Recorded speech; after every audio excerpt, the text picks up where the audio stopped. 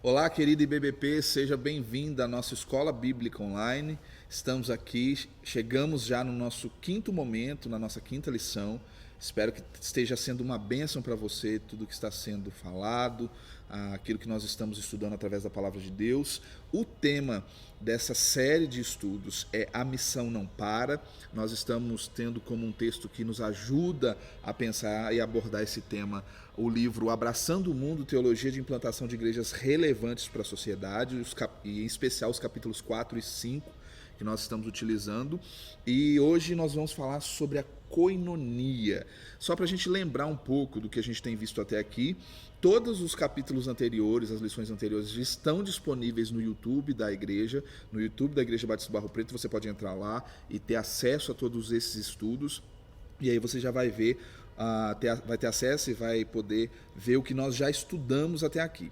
Então, recapitulando rapidinho para a gente continuar o nosso estudo, nós falamos sobre a Missio Dei, né, que tem sido o estopim de todo o processo que nós estamos observando, que nós estamos estudando, a missão de Deus, aquilo que Ele está fazendo no mundo para resgatar a sua criação, para resgatar o homem, para trazer de volta ao homem a sua comunhão, para trazer de volta ao homem ao seu relacionamento com Ele.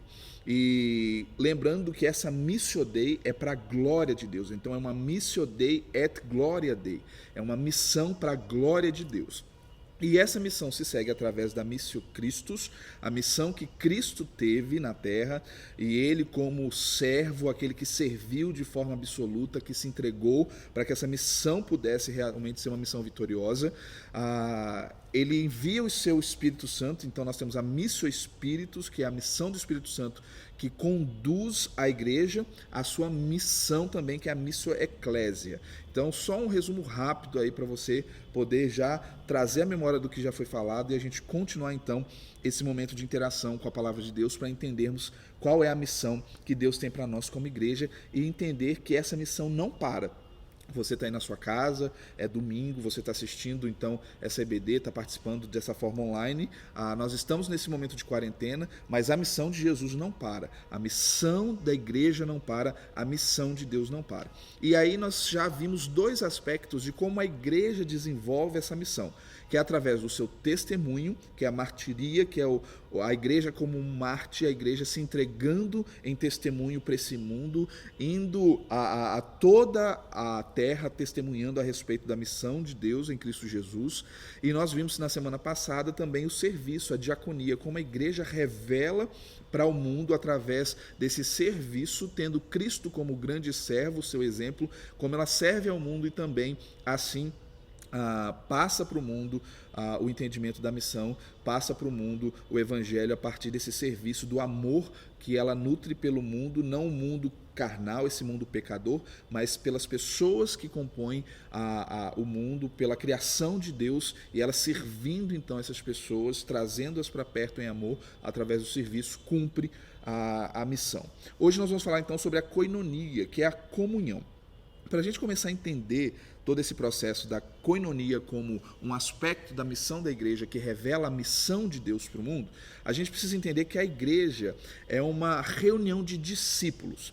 John Stott, no seu livro Discípulo Radical, vai dizer que discípulo é estar sob disciplina, é estar sob a disciplina de um mestre, estar sob a orientação de um mestre e estar disponível para receber toda a correção desse mestre, toda essa disciplina desse mestre, está disposto a entender os ensinamentos desse mestre. Nós, como Igreja de Jesus, somos discípulos de Jesus e precisamos estar sob o comando de Jesus como nosso mestre, o nosso professor. Lucas 6,46, Jesus vai dizer algo muito interessante. Ele vai dizer: por que me chamais Senhor, Senhor, e não fazei o que vos mando? Se nós somos discípulos de Jesus, nós vamos estar sob a sua disciplina, sob o seu ensinamento e vamos fazer aquilo que o nosso mestre nos manda fazer. O desejo do discípulo é um desejo profundo de compreender os ensinos e cumprir os ensinos do seu mestre. Por isso, o discípulo de Jesus, que faz parte dessa comunidade, a igreja de Jesus, ele precisa ter o seu coração aberto como um solo propício para receber os ensinamentos de Jesus e esses ensinamentos florescerem. É aquilo que Jesus vai dizer na parábola do semeador. O nosso coração precisa ser solo fértil, solo receptivo para que os ensinos de Jesus floresçam, que as sementes lançadas pelo semeador cresçam ali e deem frutos. A gente vai ver Jesus falando isso em Mateus 13, de 3 a 23. E a gente vai ver também nessa história contada por Jesus que a semente semeada em solo rochoso não tinha raiz.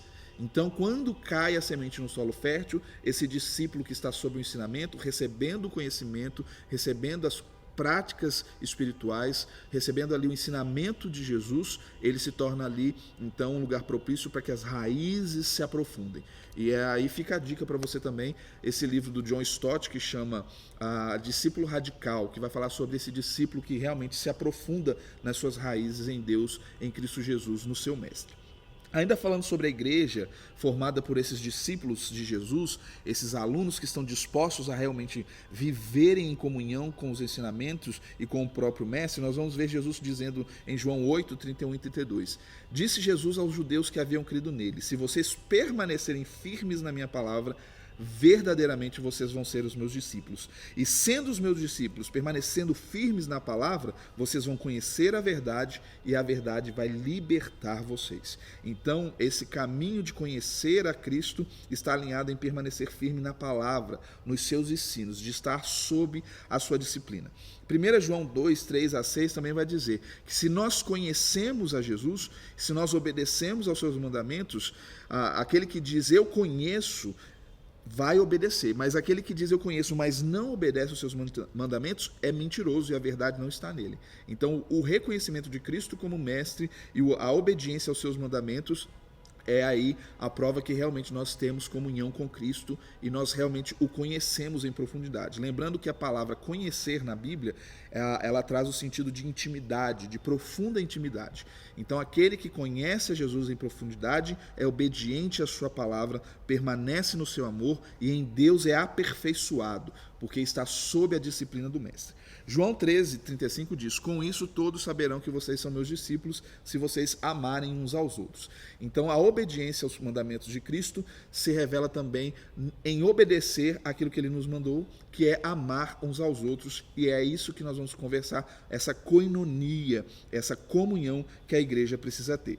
Uma percepção que nós temos do Novo Testamento, dessa relação com Jesus e do levantar de discípulos, é que Jesus, ele estava cercado por muitas pessoas. Ele era acompanhado por uma multidão de necessitados, curiosos, debatedores religiosos, pessoas que queriam ali observar aquilo que ele estava fazendo, mas o investimento dele nunca foi na massa, e sim naqueles que o seguiam, naqueles que ele chamava para perto.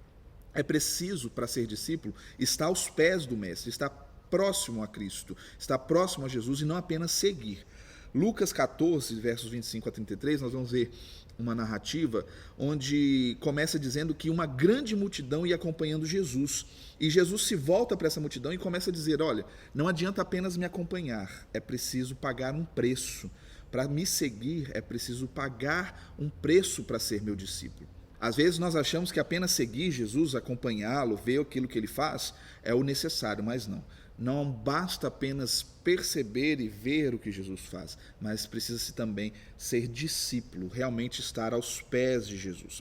Quando Jesus envia os 70 e eles retornam, há uma declaração que faz com que aqueles 70 discípulos percebam que existe uma necessidade muito mais profunda quando nós nos relacionamos com Jesus. Em Lucas 10, de 17 a 20, eu vou ler aqui o versículo 20, Jesus vai dizer: olha, vocês voltaram alegres porque vocês viram que os demônios se submetem pelo meu nome, vocês estão aí cheios de esperança do que vocês fizeram, mas prestem atenção.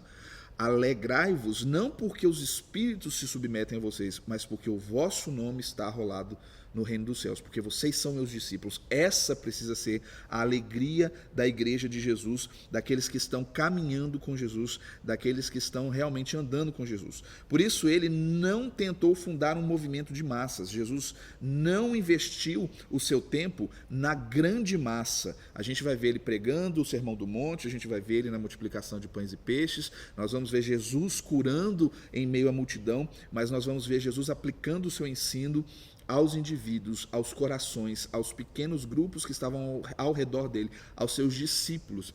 Nesses 3 anos de ministério de Jesus na Terra, ele desenvolveu uma relação profunda com seus discípulos de ensino, de discipulado, de acompanhamento. Então ele construiu sobre esses discípulos, não sobre a multidão. Ele apostou nos indivíduos, como no exemplo de Pedro.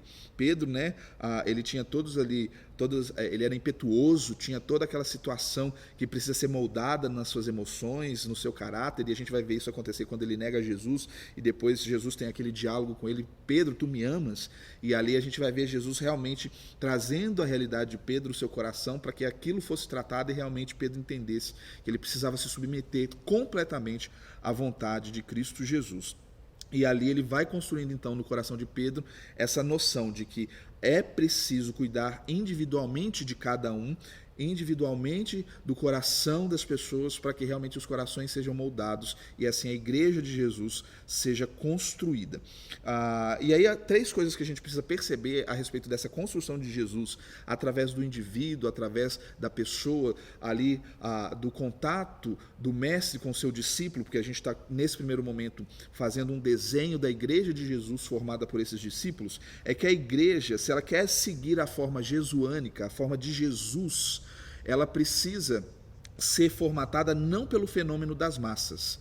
A gente não pode ver as pessoas como uma grande massa, mas ver as pessoas na sua individualidade, na sua unidade. Deus vai construir uma comunidade de indivíduos, cada qual com seu local específico, com a sua vida, com suas necessidades. E é interessante que Paulo vai ensinar para Timóteo, lá em 2 Timóteo, no capítulo 2, verso 1, olha: tudo que você recebeu de mim, Timóteo, o que eu te ensinei, aquilo que eu passei para você, então você, meu filho, você se fortifica nessa graça que é em Cristo Jesus, e aquilo que você ouviu de mim na presença de muitas testemunhas, você vai confiar também, você vai passar para outras pessoas, você vai fazer discípulos também. Então, como você é meu discípulo, como eu sou o seu mestre, aquilo que eu ensinei para você, que você aprendeu de mim, agora você vai passar para outras pessoas. Então, Jesus, ele não via a massa, ele via a competência da unidade, aquilo que ele podia fazer na vida de cada um dos seus servos, e assim a gente precisa também fazer.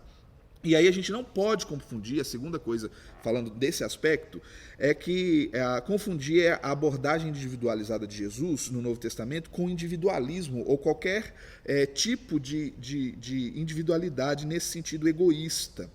Jesus, ele vai construir a cada pedra viva individual uma casa espiritual. É o que Pedro diz na primeira carta dele, no capítulo 2, verso 5.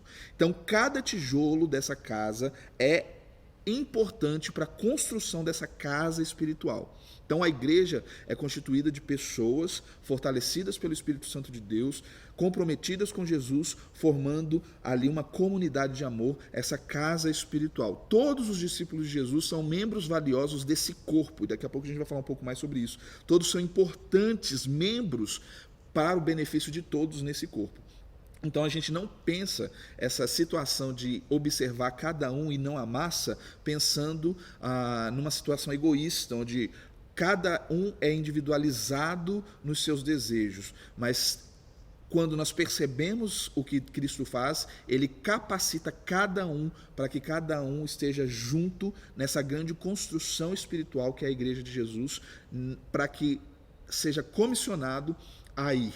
Então, cada um é uma peça fundamental nesse processo, dentro dessa construção e aí desse corpo que se move em direção à vontade de Deus. E a terceira coisa para a gente pensar sobre essa construção da igreja como os discípulos de Jesus é entender que Jesus, ele não constrói um nicho social, um clube, um círculo piedoso de reuniões secretas onde tudo acontece escondido, não. Jesus constrói na vida de cada um dos seus filhos, na vida de cada um dos seus discípulos, para que esses juntos como uma comunidade de amor, se apresentem para o mundo, se revelem para o mundo, sejam públicos para o mundo na pregação do Evangelho. Então são essas muitas testemunhas que são impelidas, impulsionadas pelo Espírito Santo, formando essa comunidade de amor. Então a Missio Christi, a missão de Cristo, aquilo que ele quer de nós como seus discípulos, aquilo que o Mestre espera de nós, é que unidos, cada um capacitado pelo Espírito Santo, sejamos testemunhas, e a gente já falou bastante sobre isso quando a gente conversou sobre sermos testemunhas nesse tempo, nesse mundo. Muito bem, queridos, para a gente continuar pensando sobre essa dimensão koinonítica da missão da igreja, a missão de estarmos juntos nesse desejo de revelar ao mundo o amor de Deus, nós precisamos pensar, então, a partir dessa igreja formada por discípulos, que nós fomos empoderados, nós recebemos poder do Espírito Santo para ser testemunhas em todo o mundo, começando dos nossos arraiais até os confins da terra. E nós fazemos isso em unidade. E essa unidade na Bíblia, essa comunhão na Bíblia, é chamada koinonia. A koinonia, essa palavra se origina do substantivo koinon, que é comum. Então, vai designar uma sociedade ou mesmo uma comunidade no sentido de convivência e apoio mútuo. Então, pessoas que estão convivendo numa comunidade e ali se apoiam mutuamente. E aí, no contexto dessa palavra onde Paulo retira, da polis grega, a koinonia vai designar as relações que cidadãos iguais possuem entre si. Aquelas pessoas são colocadas em pé de igualdade e nesse aspecto comunitário elas se ajudam mutuamente, são todos iguais. E aí é interessante que certo autor vai dizer que no campo de batalha, por exemplo, todos esses cidadãos, cada um na sua individualidade, ajuda na situação ali que eles estão vivendo comum e se tornam companheiros naquela situação. Ou seja, todos lutam pelo bem comum. É um relacionamento íntimo e estreito que as pessoas aceitam entre si. Então, elas estão se ajudando mutuamente. Aí vem a koinonia. Tudo é comum, as pessoas estão em pé de igualdade e todas estão se ajudando mutuamente. Nós sabemos que na igreja de Jesus, na igreja formada pelos seus discípulos, estamos todos diante de Deus de forma igual, salvos por Cristo Jesus, pelo seu sangue derramado na cruz. Todos nós juntos ali, Jesus nos olha com olhos de amor para todos, não tem aquele que é maior ou menor, estão todos sendo ali observados por Cristo Jesus, amados da mesma forma. No sentido mais amplo desse vocábulo koinonia, nós podemos dizer, através da citação de um autor, que é a associação com uma pessoa, envolvendo amizade com ela e incluindo participação nos seus sentimentos, nas suas expectativas e na sua vivência. Relacionamento que envolve propósitos e atividades comuns, uma parceria. Nós vamos ver a palavra koinonia tanto como um substantivo, um verbo, um adjetivo, aparecendo diversas vezes no Novo Testamento, principalmente nos escritos de Paulo, quando ele traz e salienta para a gente a necessidade dessa koinonia. Dois textos que eu posso falar para vocês aqui que trazem essa palavra é 1 Coríntios 1:9, quando diz que nós fomos chamados para ter comunhão, koinonia com Cristo Jesus, termos ali realmente estarmos ligados a Ele de forma comum, no sentido de que aquilo que é de Cristo é nosso também. E Filipenses 2, de 1 a 4, que diz que se há uma comunhão, uma koinonia do Espírito, isso vai trazer para nós então várias situações, como estarmos juntos, unidos de alma, tendo o mesmo sentimento, não fazendo nada por partidarismo ou vanglória, mas pensando um no outro, pensando cada um nessa comunidade de amor que é a igreja. Muito bem, em Atos nós vamos ver a formação dessa comunidade de amor, essa comunidade de discípulos, a igreja. E em Atos 2 e Atos 4 a gente vai observar através do relato bíblico como se deu essa formação e como estar juntos, tendo algo em comum, que é Cristo, fomentou a vida da igreja, o início da igreja, impulsionou a igreja na missão que eles precisavam cumprir e aquilo que eles precisavam fazer em relação ao que Cristo havia deixado para eles. Em Atos 2, de 42 a 47, e eu vou ler aqui todo o texto, nós vamos perceber como o ser comum, como a koinonia estava ali tão forte na vida daquela igreja, na igreja que nos seus primeiros dias se desenvolvia e começava ali a tomar forma. Diz o seguinte o texto bíblico: E perseveravam na doutrina dos apóstolos e na comunhão, na koinonia, nessa fraternidade, no partir do pão e nas orações. E é interessante nós pensarmos que o partir do pão e a oração é um dos momentos mais íntimos do ser humano. Quando você convida alguém para a sua mesa, você está ali abrindo a sua intimidade, você está ali trazendo aquela pessoa para conhecer o que mais é íntimo em você, os seus processos diários, a sua vida diária, o seu comer, o que vem na sua mesa, aquilo que é trazido na sua mesa. Então, houve essa situação de intimidade ali, no partir do pão e nas orações. Quando você ora a Deus, quando você está diante do Senhor, você desnuda a sua alma. Você se apresenta diante de Deus de forma íntima. Então o texto está falando, olha, eles perseveravam na doutrina dos apóstolos, então ali no ensino, na comunhão, nessa fraternidade, e isso gerava o partir do pão, nas orações também, nessas situações de desnudar a alma, de entrega completa. E aí o verso 43 continua, e em cada alma havia temor, e muitos prodígios e sinais eram feitos por intermédio dos apóstolos. Todos os que creram, eles estavam juntos. Então, essa unidade, cada pessoa como uma unidade, juntos nessa diversidade que a igreja se tornava. E eles tinham tudo em comum, koinós, comum. Essa mesa de fé era comum, esse estar perto era comum. E eles vendiam as suas propriedades e bens, eles distribuíam o produto a todos à medida que alguém tinha necessidade. Então tinha essa percepção do outro. Se o outro está comigo nessa unidade de fé, aquilo que ele precisa é o que eu preciso também, e aquilo que ele necessita é a minha necessidade também. E se eu sou a solução para a necessidade do outro, eu preciso então exercer essa solução. E diariamente eles perseveravam unânimes, então eles estavam juntos, unânimes na fé, no evangelho, no templo, no partir do pão na casa, e eles tomavam as suas refeições, como eu já disse, estavam ali com alegria e singeleza de coração, estavam unidos, e eles louvavam a Deus e contando com a simpatia do povo que viam essa comunidade de amor tomar forma, e Deus ia acrescentando dia a dia os que iam sendo salvos. Então o resultado dessa comunidade de Jesus, dessa comunhão, dessa koinonia entre os discípulos de Jesus, faziam com que as pessoas observassem o que estava acontecendo e se interessassem em conhecer aquilo que estava trazendo unidade para essas pessoas.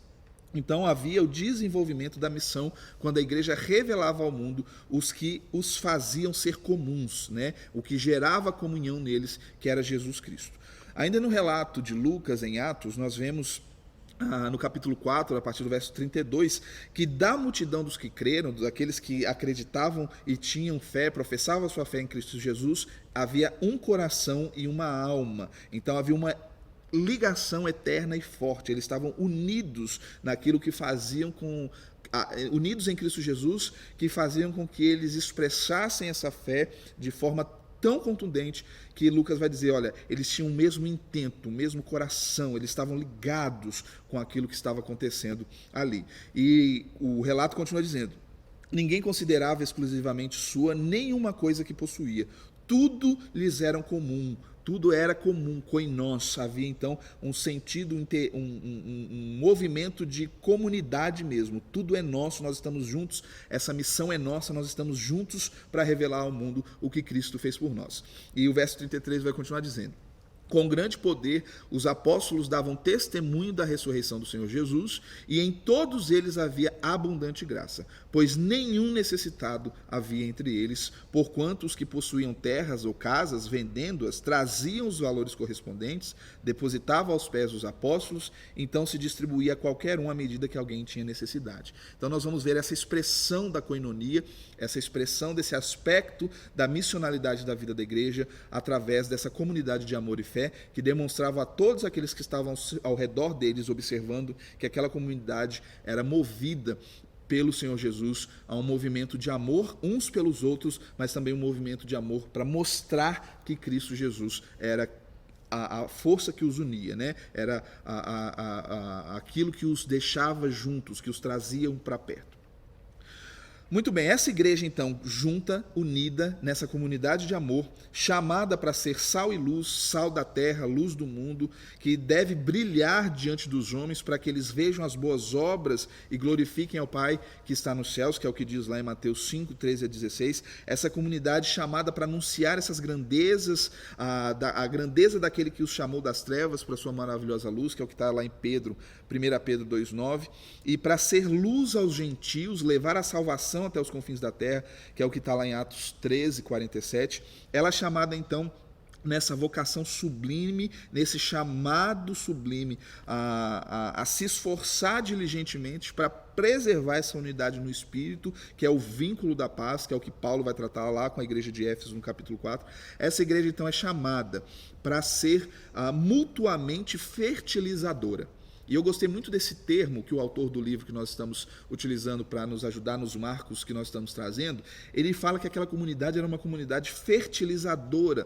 Eles fertilizavam na vida um do outro, produziam, faziam que o coração do outro fosse fértil naquilo que os unia, naquilo que ia trazer mutualidade para eles, que faria com que todas as coisas fossem ali fortificadas para que essa missão acontecesse. Era uma comunidade interessada uns nos outros, interessada em perceber um ao outro e nesse desejo fomentava no coração um do outro a vontade de Deus, a missão de Jesus. E nós vamos ver que isso acontece através da mutualidade, que eu já falei aqui de algumas formas. Paulo vai trazer isso de uma forma muito clara, Pedro também nas suas cartas, como nós precisamos fertilizar o coração do outro, fazer com que o coração do outro seja produtivo nessa comunidade de amor, onde eu sinalizo o reino para você, você sinaliza o reino para mim e nós juntos sinalizamos o reino para aqueles que estão fora, né? Tem até uma canção que diz isso, né? Eu preciso de você, você precisa de mim até o fim e a gente vai junto sem cessar, sem parar, até que a missão de Jesus seja cumprida. E através, então, desse chamado à fertilização do coração uns dos outros, nós vamos ver essa mutualidade acontecendo. E nós vamos ver vários momentos do Novo Testamento, como, por exemplo, em João 13:34, que nós vamos ver, amem uns aos outros, né? Um novo mandamento eu vos dou, que vocês se amem uns aos outros. Romanos 15:7 vai dizer, acolham uns aos outros. 2 Coríntios 13:12 vai dizer, saudem uns aos outros. 1 Coríntios 12:15 diz, cuidem uns dos outros. Efésios 5:21 vai dizer, sujeitem-se uns aos outros. Colossenses 3:13, Paulo vai dizer, olha, suportem uns aos outros, sejam suporte uns para os outros. Gálatas 5:26 vai dizer, não tenham inveja uns dos outros. Romanos 14:13 vai dizer, deixem de julgar uns aos outros, né? Olhe primeiro a trave do seu olho, perceba-se primeiro antes de você julgar o seu próximo. Tiago 5:9 vai dizer, não se queixem uns dos outros, né? Não fica apresentando queixa uns dos outros. Tiago 4:11 vai dizer, não falem mal uns dos outros. Paulo vai usar uma expressão muito interessante em Gálatas 5:15 que diz, não mordam uns aos outros, né? O texto diz, se vocês, porém, vos mordeis e devorais uns aos outros, vede que não sejais mutuamente destruídos. Então, né, não prejudiquem uns aos outros, né? Ele não está falando aí que você vai literalmente morder alguém, mas, né, não prejudique, não seja aí, não vá contra o outro com artimanhas pesadas, malignas, né? Seja uma bênção para o outro. Gálatas 5:26 diz, não provoquem uns aos outros. Colossenses 3:9 diz, não mintam uns aos outros. Tiago, mais uma vez, no capítulo 5, vai dizer, confessem os seus pecados uns aos outros, para que sejam curados. Né? Há tanta a necessidade de nós compartilharmos aquilo que traz para nós escravidão na vida do pecado e para que os nossos irmãos, essa comunidade de amor de Jesus, nos ajude a vencer os pecados. Perdoem uns aos outros, edifiquem uns aos outros, ensinem uns aos outros, encorajem uns aos outros, aconselhem, sirvam, levem as cargas pesadas, hospedem uns aos outros, sejam bondosos, orem uns pelos outros, consolem uns aos outros. Uma comunidade de amor que mutuamente fertiliza o coração um do outro através de várias oportunidades de ministrarmos, fortalecermos, servirmos uns aos outros e realmente desfrutarmos dessa missão que Deus nos dá através dessa koinonia, mostrando ao mundo que nós estamos juntos naquele que nos amou primeiro, Cristo Jesus. E para nós continuarmos entendendo como a koinonia serve na missão que Deus nos dá como igreja, nós precisamos entender que a comunidade de Jesus, a comunidade que é a igreja de Jesus, que são os seus discípulos, que eu já falei, ela precisa ser uma comunidade dialógica, ela precisa dialogar, ela precisa conversar. Não tem como você ter comunhão se você não abrir o seu coração, se você não conversar com o outro, se você não estiver disposto a andar com o outro. A comunidade de koinonia e mutualidade é uma comunidade que dialoga, então, uns com os outros, porque um precisa do outro, mas também está dialogando com aqueles que precisam de Cristo.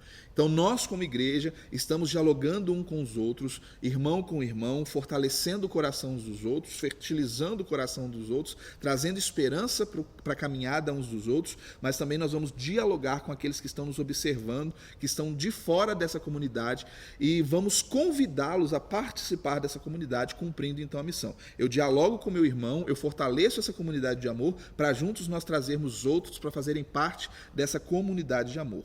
Então, cada indivíduo com o seu dom, com a sua contribuição valiosa, contribuindo para o bem dessa comunidade, também serve como testemunha para que outros vejam o que acontece dentro dessa comunidade de amor, inspirada por Cristo Jesus, que serviu em amor a também trazer outros para viverem isso. 1 Coríntios 12, de 4 a 21, é um texto grande, que o irmão pode ler depois em casa. Os irmãos já estão em casa, né? Que podem ler depois, mas que vai trazer muito pontualmente essa questão sobre cada um ter um dom dado pelo Espírito Santo, né? Os dons são diversos, Paulo vai dizer, e o Espírito é o mesmo, mas há diversidade no serviço ao Senhor, porque o Espírito Santo derrama dons para cada um dos seus filhos, para que nós possamos cuidar uns dos outros, fortalecer uns aos outros, ensinar uns aos outros. E essa manifestação do Espírito é concedida a cada um visando esse fim proveitoso, que é cada um fortalecer a caminhada do outro como igreja, né? O verso 11 que eu queria destacar diz: mas um só é o mesmo Espírito, e ele realiza todas estas coisas, distribuindo-as como lhe apraz a cada um individualmente. Então, que foi o que eu falei no início do estudo. Deus trabalha em Cristo Jesus através do seu Espírito, individualmente na vida, né, de cada um dos seus filhos, nos levando a ser obedientes, e assim juntos nós caminhamos, construindo essa casa espiritual, cada um com seu dom, cada um sendo uma parte desse corpo, que é o que Paulo vai trazer depois nesse texto ainda, cada um sendo uma parte desse corpo, contribuindo para que o mundo veja que Cristo, o cabeça, tem ali no seu povo distribuído esses dons para que alcance então a missão, e a missão seja então realizada. Então depois você pode ler esse texto.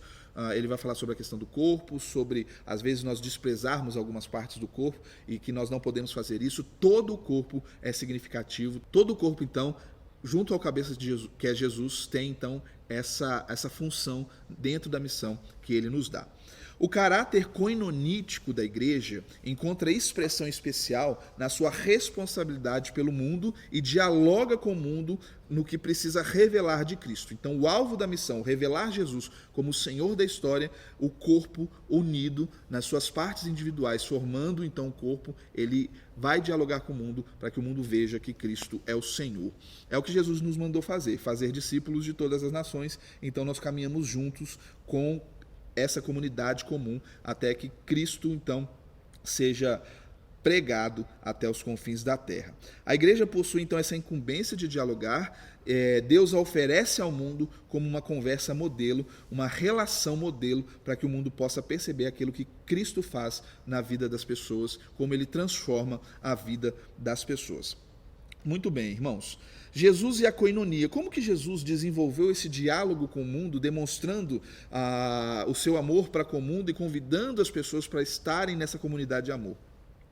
Nós podemos ver o texto de João, a narrativa quando Jesus se encontra com a mulher samaritana. Jesus, atravessando a província de Samaria, chegando a uma cidade samaritana chamada Sicar, estando na fonte de Jacó, ele, cansado daquela viagem, ele se assenta junto àquela fonte, e isso por volta da hora sexta, e uma mulher samaritana estava tirando água. E Jesus disse para aquela mulher: dá-me de beber. Só que aquela mulher fala para ele: mas como você, sendo um judeu, vai me pedir para mim, que sou uma mulher samaritana? Os judeus não se davam com os samaritanos. Como você me pede para beber água, para eu que retire água para você? E Jesus vai dizer para ela: olha, se você conhecer o dom de Deus e quem é que te pede essa água de beber?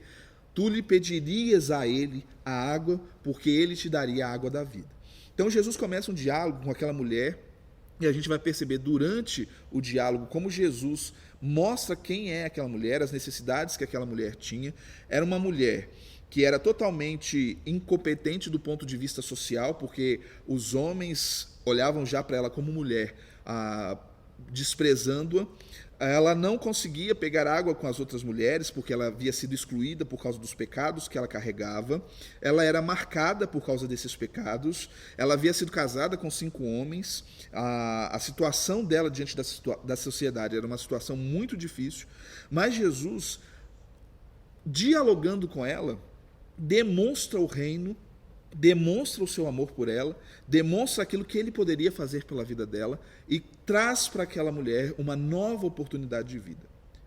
Quando nós, como igreja, seguimos o exemplo de Jesus e nos apresentamos diante do mundo, trazendo a palavra que traz salvação, a palavra de Cristo Jesus, a própria palavra revelada que é o próprio Cristo, nós apresentamos para o mundo uma oportunidade de transformação. Nós trazemos para o mundo uma oportunidade de fazer parte desse corpo, ser transformado por Jesus, abandonar os seus pecados e fazer parte dessa unidade comum que traz aí tanta diversidade, revelando a própria glória de Deus. Então, quando nós, como igreja, assumimos esse papel na missão, nós precisamos entender que nós vamos dialogar com o mundo e que as pessoas que precisam ser saradas, curadas, transformadas, vão ter acesso a essa possibilidade e nós vamos precisar abraçar essas pessoas, trazer essas pessoas para perto, realmente entender que Cristo transforma todas as situações. Não era porque aquela mulher era pecadora, não é porque aquela mulher trazia na sua vida mazelas tão profundas que Cristo não apresentou aquilo que ele veio fazer, que é resgatar e salvar todo aquele que está perdido. E a igreja precisa ter isso muito firme no seu coração. Nós precisamos entender que todo aquele que precisa de Cristo precisa ter acesso ao diálogo com a igreja, para que a igreja apresente o evangelho, para que a igreja em comunhão uns com os outros traga esses que precisam também para a vida da igreja, para estar junto com a igreja. Jesus então se aproxima sem preconceitos, conversa e discute no coração daquela mulher, percebe a dor que aprende, indica a solução, apresenta para ela a solução, exerce então a sua missão, a confronta e diz para ela que nele há paz. A igreja não abandona ninguém, ela testemunha, ela serve e ela traz todos aqueles que necessitam de transformação para ser um com ela. Todos aqueles que estão ali observando são convidados para participar dessa comunidade de amor, onde Cristo é o Senhor e transforma todas as vidas.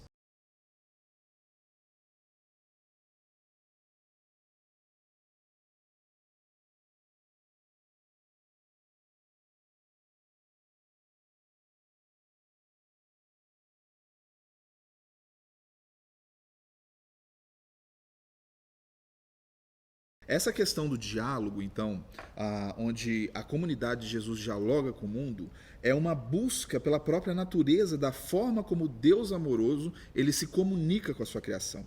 Então, algo muito interessante que o livro traz é o seguinte: uma igreja missionária que busca sua motivação no amor de Deus pelo mundo sempre será uma igreja de diálogo. Ela buscará o diálogo com o mundo, porque só conseguirá passar sua própria mensagem adiante em um diálogo. E o diálogo não pode ser mal compreendido como um acontecimento meramente verbal, não é só falar, é a vida da comunidade que ecoa no coração daqueles que estão acompanhando, que estão vendo e que não participam dessa comunidade. A existência dialógica da igreja inclui todos os níveis de comunicação. Trata-se de uma troca de vida, de uma convivência coinonítica que considera com seriedade a dignidade do outro, mas sem fechar os olhos às suas fraquezas e pecados. Então nós sempre vamos enxergar o outro nas necessidades do outro, trazendo o outro para perto, para que esse outro seja curado, para que ele reconheça Jesus como Senhor, para que ele receba perdão dos seus pecados e venha fazer parte dessa comunidade de amor, onde tudo é comum. O próprio Deus é um Deus de todos, um Deus comum a todos, que traz a todos para perto, que derrama dons na vida de todos, para que essa comunidade continue se desenvolvendo na missão que ela tem. Concluindo, queridos, eu quero deixar alguns textos com você. João 13, 34 a 35 diz que um novo mandamento eu vos dou, que vos ameis uns aos outros. Assim como eu vos amei, Jesus diz, que também vocês se amem uns aos outros. Nisto conhecerão todos que vocês são meus discípulos. Eu comecei essa aula dizendo que a igreja de Jesus é uma igreja formada por discípulos. Então, nisto eles conhecerão que nós somos discípulos de Jesus, se nós amarmos uns aos outros. Se houver koinonia, mutualidade, se esse uns aos outros for visível para as pessoas. João 15 ainda, o apóstolo vai dizer dos versos 12 a 14, o meu mandamento é este, que vos ameis uns aos outros, assim como eu vos amei. Então Jesus dizendo, como eu multipliquei esse amor, como vocês me viram exercendo essa missão de amar, então vocês também amem uns aos outros. Ninguém tem maior amor do que este, de dar a alguém a própria vida em favor de seus amigos. Vós sois meus amigos, se fizeis o que eu vos mando. Então vocês também, entregando a vida de vocês em amor um pelos outros, vão revelar que me amam, que são meus amigos. 1 João ainda, o apóstolo, no capítulo 3, vai dizer, nessa carta agora, dos versos 16 a 18, nisso conhecemos o amor. Cristo deu a sua vida por nós e nós devemos dar a nossa vida pelo nosso irmão.